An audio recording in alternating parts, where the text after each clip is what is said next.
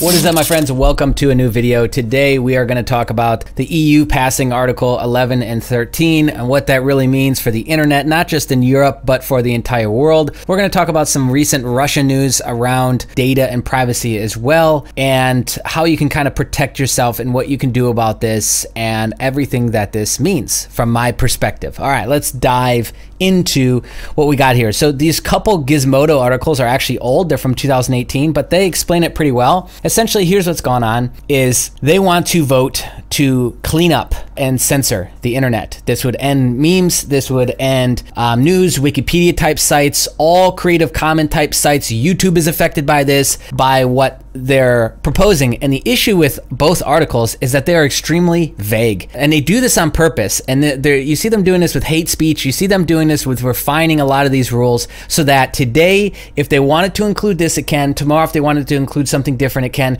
And nobody can ever stop them from doing it. That's the issue with most of these bills being passed nowadays. And I just don't understand how people miss this or don't understand it. It's very simple to see. When you're vague, you can do what you want. When you're specific, you got to be specific. You see the difference? So this, it hits hard. It hits really hard to creators like myself, anybody that's on the YouTube platform, because what it means for how we cite news articles and videos just like this that I'm talking to you about, where I'm showing you different articles from around the internet. It affects YouTube. It affects really creative types all around the world that use other things to create their content, right? This will affect channels like PewDiePie hugely.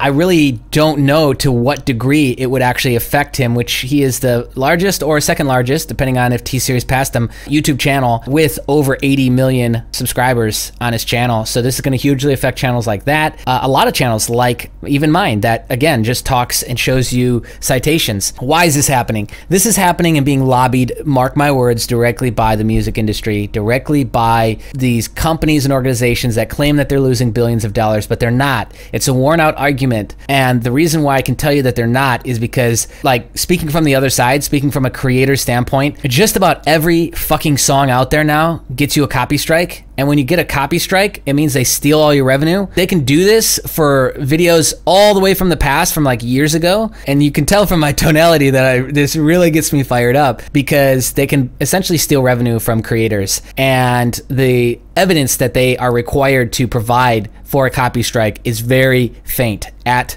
best. And you can Google search, you can search around YouTube, and you'll see other people talking about this. It's already a problem. The whole copy strike guidelines and all that that's going on within the YouTube community is already a problem. And so these companies that are already multinational, multi-billion-dollar a year companies that are not losing money on records and piracy and stolen Creative Commons, it's all bullshit. And it's been perpetuated and spewed since the early 2000s as a means to try and shut down people, creators, essentially, okay? So, like, I'll even give you a recent example, because you got to pay now for licensing music. And before, I think you could get away with it, and definitely in the early 2000s this was true.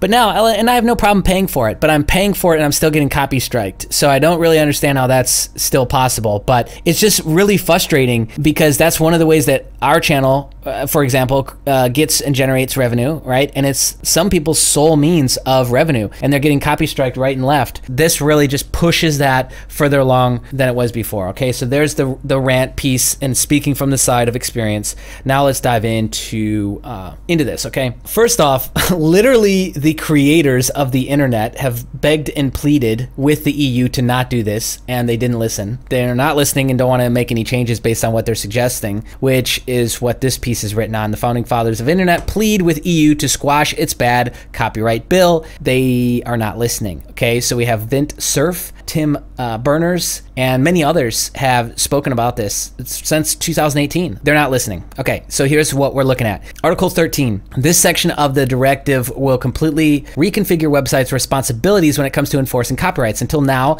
the so-called e-commerce directive has given online platforms broad protection from being subject to copyright penalties when they simply acted as a conduit for user uploads. It's very similar to the laws in the US that exempt YouTube from penalties as long as it's making the best last effort to take down infringing material when it's reported. Actually, even this is a bad way to do it. We need more specific guidelines, and they can be created. It's just on the side of the distribution companies, they just want all the money. So when you remove that part of it, it'd be very easy to make a fair set of guidelines that would work for creators to still create, because this is obviously a popular way to create content. Otherwise, it wouldn't have emerged and completely taken over the internet. Memes wouldn't have taken over the internet unless they were powerful, unless they meant something. And I think that's also too part of it, to kind of backtrack for a second, is I think the EU, a lot of the presidents and a lot of the people over there and in power don't like when they get memed. Maybe they're insecure, maybe they just are power hungry, I don't know. But you've seen this happen now with Macron, this has happened with people involved in Brexit, it's happened, and some of them don't care, they don't take themselves that serious and they just brush it off, and others you see completely lose their nuggets over it. And I think that's part of it. I think they're trying to squash people's essentially freedom of speech through this blanketed copyright law that will stop them from being able to create things like that. So anyways, YouTube uses an automated content recognition system combined with an army of human beings to review materials users uploads, which it costs them a lot, costs them millions of dollars every year to do this. Critics of Article 13 say that every popular platform estimated to mean the top 20% that allows users to post text, sounds, code, still, or moving images will need one of these systems. Last week, 70 of the most influential people in the field of technology signed a letter opposing Article 13, completely ignored. Activist, author, and special advisor for the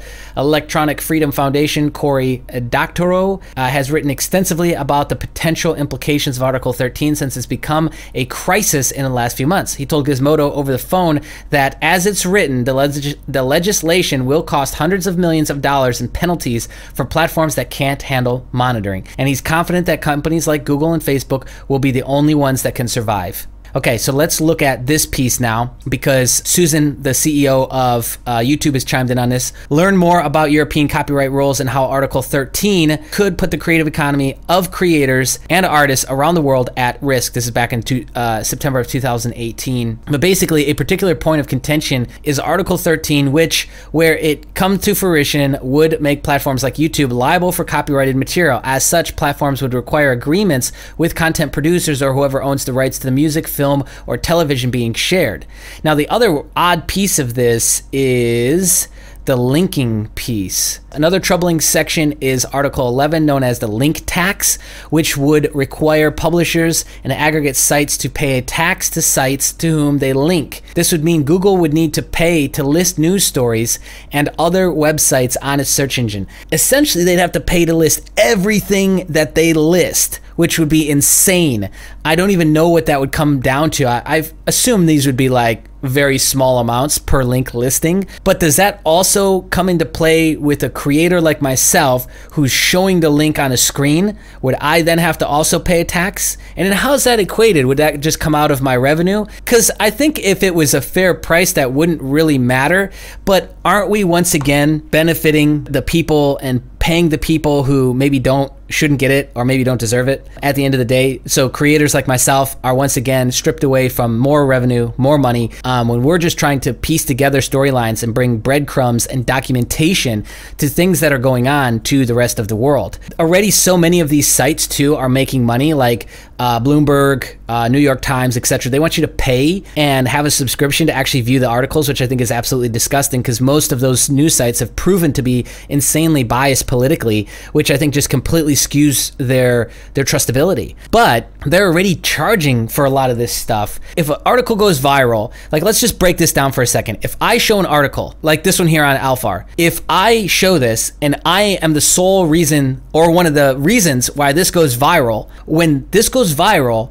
what happens? A ton of people get to this website and they see this ad and they see this ad and they see all this ad space that's just juiced up everywhere from around the web. Look, sponsored links, and people are going to click on this stuff. They make money. So if we're talking a revenue thing here, they're already making a ton of money. When I talk about this, it's the best thing for them. It's called what? Free advertising. If we have on one end influencers getting paid tens of thousands, if not hundreds of thousands of dollars to promote products and make product placements for different brands, hotels, villas, casas all around the world, and they're willing to pay tons of money because they recognize the value of that person talking about their brand, aren't we doing the same thing? when we show these news articles? Because you know people are going to dig up this article, people are going to click the links when I provide them in the comment section, and they're going to drive traffic. And these traffic numbers are what these websites use to demand such the high cost for banner ad placements. So it's kind of like, you know, Google's facilitating this buyer and seller transaction, and they're making their money off of that. So it is kind of grabbing and clawing back some of that through Google.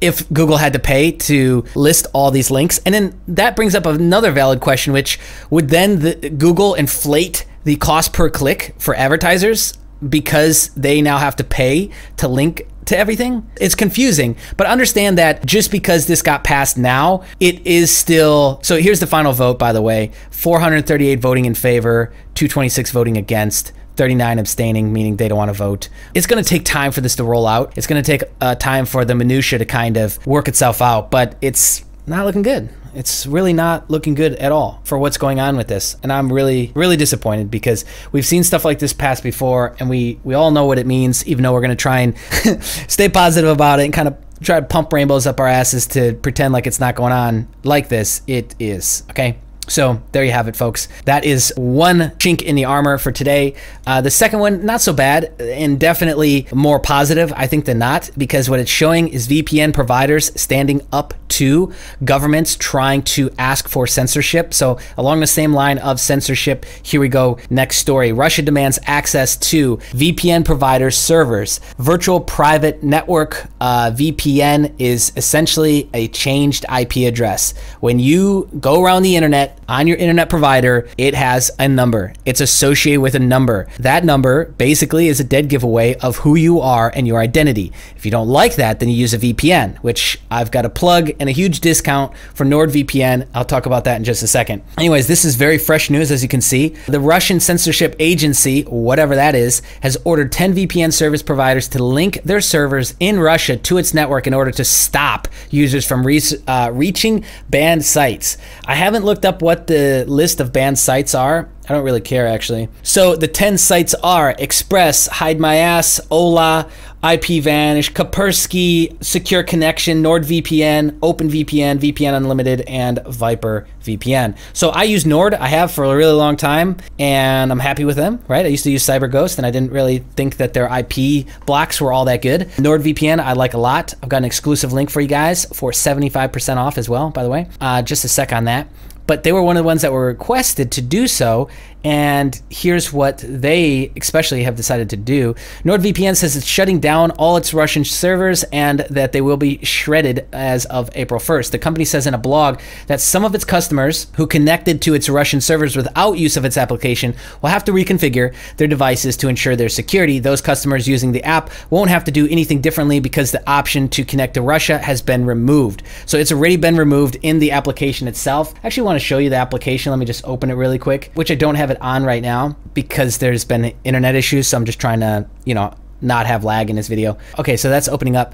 And so most of the companies, the reputable ones, have done the same thing. IPVanish says it's faced similar demands from Russia before and responded similarly back in 2016. They just removed the country. They just removed all the servers from Russia, beefed up the countries around it, and just dealt with it that way. So here we go. As you can see, Russia, which is this whole big guy right here, gone. Not being supported at all. I think it's this guy, right? Something like that. And there's a lot of countries like that. Like, look, there's a lot of countries that aren't supported in the software. So it's really simple though. You just click wherever you want, or you can search and there's like recents and you can go into much deeper protection, or you can search by country. It's fairly simple to use. You can also use it on your phone, so you can protect what you're browsing on mobile phone. It's got Google Play and Apple Store. They're both really good, easy to use. But you can see that they've got a lot of them going on in Europe, a lot of the different IP locations. Which, by the way, with some of the stuff that is going to get passed with Article 13 and 11, VPN will help you still view those blocked sites. So just keep that in mind. And so anyways, that's the latest with that. Now let's talk about NordVPN. If you guys haven't already purchased a VPN, the deals with these these are usually really good unless they're just horrible at marketing. And so there's a lot of people that actually promote NordVPN. I'm by far not the only one. Like, look, you got Philip DeFranco here and some other big time guys that all stand behind this. It's one of the top rated consistently every single year, top 5. And so here's the deal I got for you. It's 75% off. The link is actually going to be underneath the video. It's a bit.ly link, very simple to get there. And what you're basically paying is $2.99 per month for 3 years. So that's a total of $107.55 billed every 3 years. That is obnoxiously cheap, believe me. There are some that get as high as $20, $50 per month. And this is plenty good for especially the everyday Joe, the average guy who's just wanting a little layer of protection for his browsing, and the person who's in the EU that wants to still view all the websites, the person in Russia that still wants something relatively fast, and a very simple solution. It's very user-friendly, very easy to use. And if you look at it compared to like a 1-year plan, $6.99 a month, you're paying $83 per year, literally 2 more years for just $17, no, excuse me, over $20 more. So fairly simple decision to be made. And you could try it out for a month, I think. Do they have, I think you might get some additional months on this too. They tweak and change the plan, but this is like a specific deal that they've given through me, through the link that you'll get when you click the link underneath the video. So yeah, and I'll put up the promo code on the screen. It probably has been showing the whole time, and there you go. So this is something simple that you can do to ensure that you're able to see the sites you want to see, and you basically keep your internet freedom, which I think is absolutely, it's almost a basic need now, right? I feel like some of the constitutional pieces should be rewritten for the digital age to include our freedom and our rights that we have to be able to use the internet the way that we do. So there you go, folks. Now we're all the way updated on Article 1113. Research, dig on it if you want to. They are really long bills, really convoluted and drawn out, and they're overly generalized. So it